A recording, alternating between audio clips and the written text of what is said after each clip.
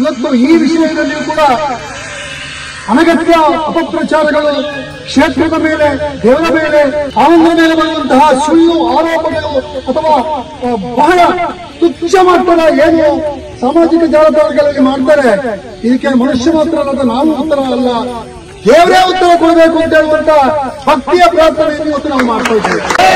ಅಣ್ಣಪ್ಪ ಸ್ವಾಮಿಗೆ, ಮಂಜುನಾಥ ಸ್ವಾಮಿಗೆ.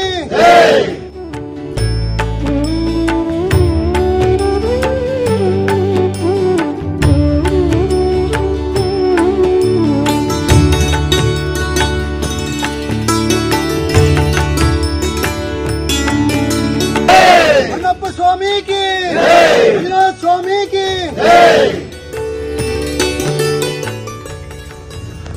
ಮಂಜುನಾಥ ದೇವರಲ್ಲಿ ಪ್ರಾರ್ಥನೆ ಮಾಡಿಕೊಂಡು, ಧರ್ಮದೇವತೆಗಳಲ್ಲಿ ಪ್ರಾರ್ಥನೆ ಮಾಡಿಕೊಂಡು, ಅಣ್ಣಪ್ಪ ಸ್ವಾಮಿಯಲ್ಲಿ ಪ್ರಾರ್ಥನೆ ಮಾಡಿಕೊಂಡು ನಾವೆಲ್ಲ ವಿಶೇಷವಾಗಿ ಇವತ್ತು ಮಂಜುನಾಥ ಸ್ವಾಮಿಯ ಸನ್ನಿಧಿಯಲ್ಲಿ ಬಹಳ ಪ್ರಾರ್ಥನೆಯನ್ನು ಮಾಡಿ ಮಂಜುನಾಥ ಸ್ವಾಮಿಯ ಪಾದದಲ್ಲಿ ಈ ಒಂದು ಸಮಸ್ಯೆಯನ್ನು ಇಟ್ಟಿದ್ದೇವೆ.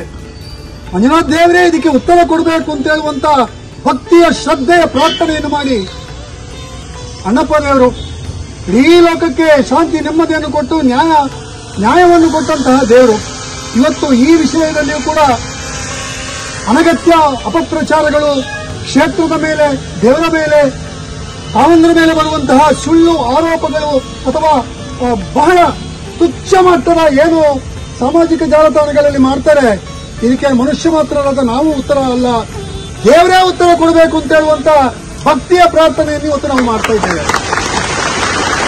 ಇವತ್ತಿನ ಪ್ರಾರ್ಥನೆಯ ವಿಶೇಷ ಬೇರೆ ಏನಿಲ್ಲ. ಎಲ್ಲರೂ ಒಂದೊಂದು ನಿಮಿಷ ಮೌನವಾಗಿ ನನ್ನ ಮನಸ್ಸಿನ ಭಾವನೆಗಳನ್ನು ಧರ್ಮಸ್ಥಳದ ಇಲ್ಲಿಯವರೆಗೆ ತಂದಂತ ಅನ್ನದ ಋಣವನ್ನು ತೀರಿಸುವ ನಿಟ್ಟಿನಲ್ಲಿ ಕ್ಷೇತ್ರಕ್ಕೆ ಪೂಜ್ಯರಿಗೆ ಬಂದಿರುವಂತ ಏನು ವಿಷಯಗಳಿದೆ ಅದನ್ನು ದೇವರು ಪರಿಹಾರ ಮಾಡಿಕೊಡ್ಬೇಕು ಅಂತ ಭಕ್ತಿಯಿಂದ ಎಲ್ಲರೂ ಕೂಡ ಒಂದು ನಿಮಿಷದ ಪ್ರಾರ್ಥನೆ ಮಾಡಬೇಕು. ಪ್ರಾರ್ಥನೆ ಮಾಡಿ ನಾವಿಲ್ಲಿಂದ ಅಮೃತ ವರ್ಷನಿಗೆ ತೆರಳಿಕ್ಕಿದ್ದೇವೆ. ಮಂಜುನಾಥ ಸ್ವಾಮಿಗೆ.